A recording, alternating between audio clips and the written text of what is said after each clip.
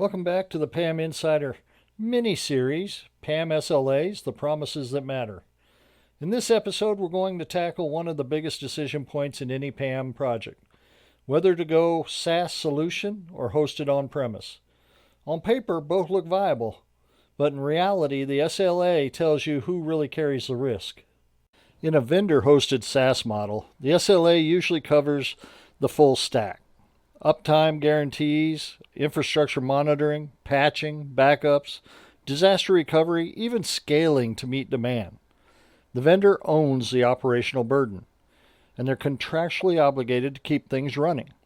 When a new vulnerability emerges, the vendor applies patches across the environment, often before customers even know it exists.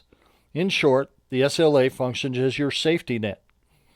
On-premise is a very different story. Here, the SLA often stops at the software. The vendor will deliver patches and updates, but the responsibility to install, test, and maintain them falls squarely on your team. And that's just the start. You're also managing the hardware refresh cycles, operating systems and their licensing, databases, backups, heating and air conditioning for the server room, and even power redundancy. None of that risk or cost shows up in the vendor's SLA, but it still weighs on your business. This is why cost comparisons between SaaS and on-prem can be misleading.